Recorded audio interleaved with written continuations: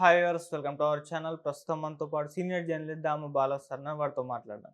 నమస్కారం సార్. నమస్తే. Sir, Bollywood heroine Jethwani case అయితే చాలా వేగవంతంగా నడుస్తుందని చెప్పుకోవచ్చు సార్. ఆల్రెడీ ముగ్గురు ఐపీఎస్‌లను సస్పెండ్ చేశారు. నిన్న కుక్కల విద్యాసాగర్‌ని కూడా అరెస్ట్ చేశారు. ఇప్పుడు నెక్స్ట్ ఇక సజ్జల్‌ని అరెస్ట్ అని కూడా అంటున్నారు సార్. మరి ఈ కేసు ఇంత వేగంగా వెళ్తుంది కదా, మరి ఏం జరిగే అవకాశం ఉందంటారు?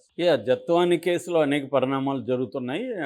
ఆల్రెడీ ముగ్గురు ఐపీఎస్ ఆఫీసర్లు ఏఎస్ఆర్ ఆంజనేయులు, తర్వాత కాంతిరాణ టాటా, విశాల్ గున్ని, వీళ్ళ ముగ్గురు. ఏఎస్ఆర్ ఆంజనేయులేమో ఇంతకుముందు ఎస్ఐబి చీఫ్, డీజీగా ఉన్నాడు, అంటే special branch, intelligence branch.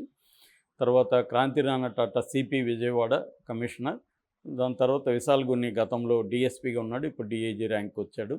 So వీళ్ళ ముగ్గురిని సస్పెండ్ చేశారు. వీళ్ళ ముగ్గురు మీద ఆరోపణలు ఏంటంటే, వీళ్ళ ముగ్గురు ఒక ఈ కాదంబరి జత్వాని అనే ముంబై బేస్డ్ హీరోయిన్ మీద వీళ్ళు ఇచ్చిన కంప్లైంట్లో ఉన్న నిజానిజాలని పరిశీలించకుండా వీళ్ళు ఎఫ్ఐఆర్ ముందే ముంబైకి వెళ్ళిపోయి అక్కడ ఆమెని అక్రమంగా అరెస్ట్ చేసి తీసుకొచ్చి ఆమెను బాగా టార్చర్ చేసి దాని తర్వాత కోర్టు పెట్టారు. 42 రోజులు ఆమె జైల్లో జ్యుడిషియల్ కస్టడీలో ఉన్నింది.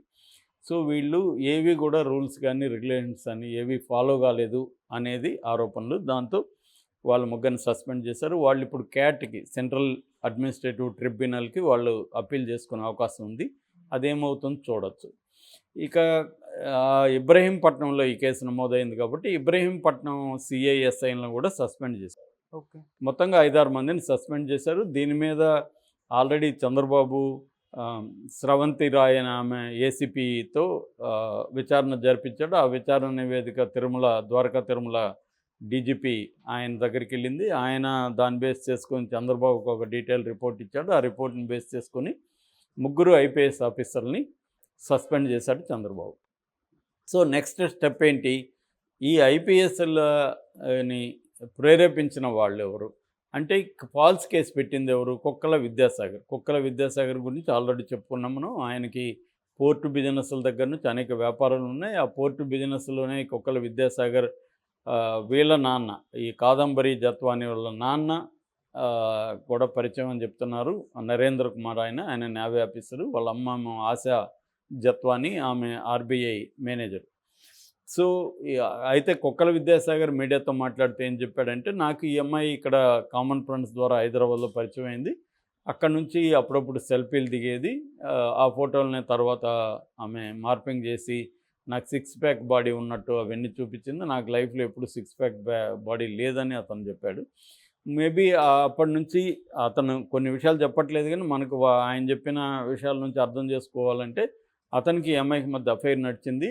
ఆ క్రమంలో ఈ అమ్మాయి డబ్బులు ఎక్కువ డిమాండ్లు చేయడం, రకరకాల ఆస్తులు, దీంతో అతను అనేక సార్లు డబ్బులు ఈ అమ్మాయికి ఇవ్వాల్సి వచ్చింది, లక్షలు లక్షలు. ఇది బ్లాక్మెయిల్ లాగా మారిపోయింది. దీంతో భార్య కూడా ఇతనికి విడాకులు ఇచ్చేసింది. ఈ బ్లాక్మెయిల్ తట్టుకోలేక తను ఆ అమ్మాయి మీద కేసు పెట్టినట్టుగా అర్థమవుతుంది. తను ఇంతకుముందు వైసీపీలో ఉన్నాడు. వైసీపీ తరపున ఎమ్మెల్యేగా కూడా ఆయన నిలబడి ఓడిపోయాడు. వాళ్ళ నాన్న కూడా కృష్ణా జిల్లా నాగేశ్వరరావు అనుకుంటా ఆయన పేరు, కృష్ణా జిల్లా జడ్పీ చైర్పర్సన్. సో ఆయన ఒత్తిడి మేరకే ఇవన్నీ జరిగాయని ఇదొక వెర్షన్.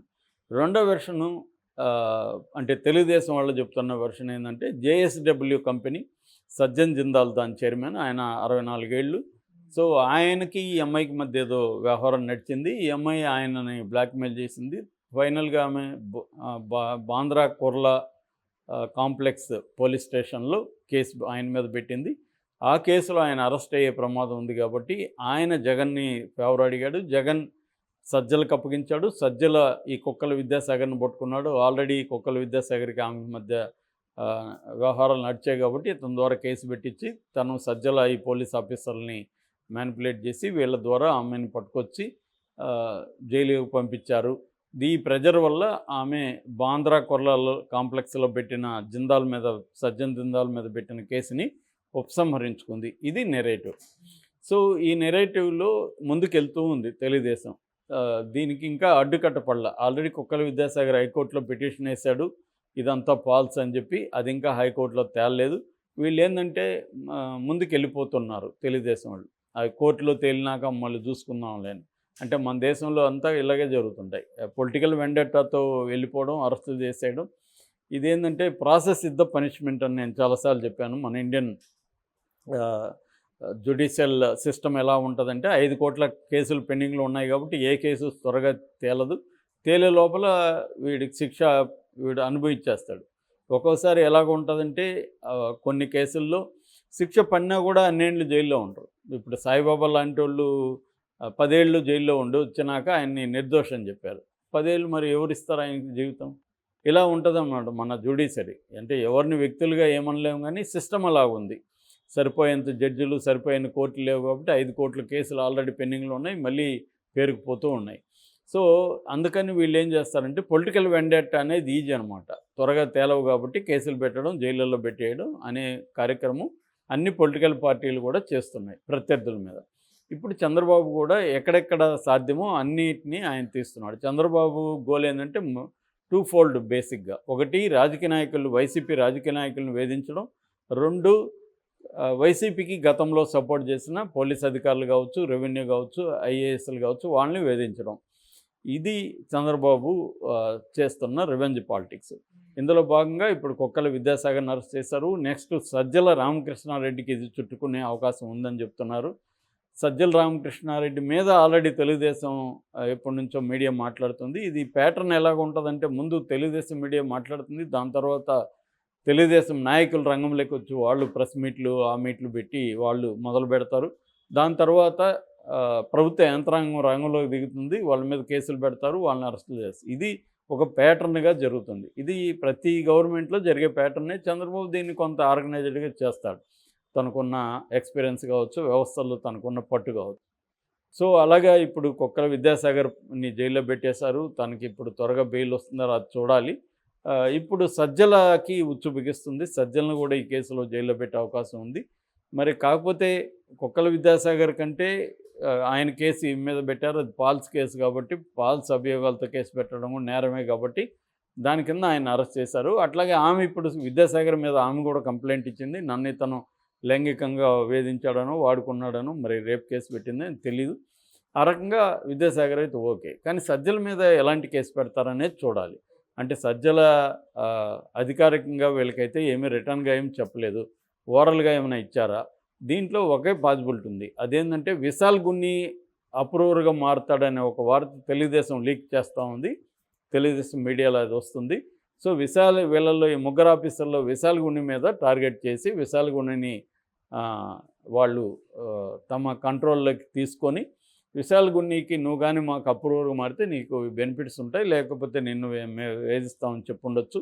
సో విశాల్ గున్ని అప్రూవర్గా మారినప్పుడు ఏం చేస్తాడంటే విశాల్ గున్ని సజ్జల పేరు చెప్తాడు. సజ్జలు మాకు ఇది చెప్పాడు అని చెప్పి రేపు కోర్టులో 162 స్టేట్మెంట్ కింద కోర్టులో అతన్ని వాంగ్మూలాన్ని నమోదు చేయించి సజ్జలను అరెస్ట్ చేసే అవకాశం ఉంది. మామూలుగా జరిగేది ఇలాగే జరుగుతాయి. మనకి ఇప్పుడు లిక్కర్ స్కామ్లో కూడా అంతే కదా. కవిత ఇన్వాల్వ్ అయినట్టుగా సిబిఐ కానీ ఈడీ కానీ ఏం ప్రూఫ్స్ చూపించలేదని సుప్రీంకోర్టు అనింది కదా. ఓన్లీ వాంగ్మూలాన్ని బేస్ చేసుకొని మీరు అరెస్ట్ చేస్తున్నారు అని సుప్రీంకోర్టే బెయిల్ విషయంలో కామెంట్ చేసింది. కాబట్టి పొలిటికల్ పార్టీలు అన్నీ కూడా ఇన్వెస్టిగేటివ్ ఏజెన్సీలను ఉపయోగించి చేసేటప్పుడు ఏం చేస్తాయి, ఈ టెక్నిక్ ఫాలో అవుతాయి. అంటే అప్రూవల్గా కొంతమందిని మార్చుకోవడం చేయడం. మనకి వివేకానంద రెడ్డి డెత్ కేసులో కూడా ప్రధానంగా వాళ్ళు ఏమీ సాక్ష్యాలని, కాంక్రీట్ సాక్ష్యాలని ఏమీ పెట్టలేదని ఇక్కడ హైకోర్టు జస్టిస్ లక్ష్మణ్ 16 ప్రశ్నలు అడిగాడు. అంటే ప్రధానంగా వాళ్ళు కూడా ఏంటంటే కొంతమందిని అప్రూవల్గా మార్చి చేద్దామని ట్రై చేశారు. అందులో దస్తగిరి మాత్రం అప్రూవల్ మాట్లాడారు. దస్తగిరి అప్రూవల్ స్టేట్మెంట్ని ఉపయోగించే భాస్కర్ రెడ్డిని కానీ, గజ్జల ఉదయ్ కుమార్ రెడ్డి ఇలాంటి వాళ్ళని అరెస్ట్ చేశారు. సో ఈ క్రమంలో ఇప్పుడు చంద్రబాబు మళ్ళీ అదే టాక్టిక్స్లో వెళ్తున్నట్టుగా ఉంది. సజ్జల అరెస్ట్ అయ్యే అవకాశం ఉంది.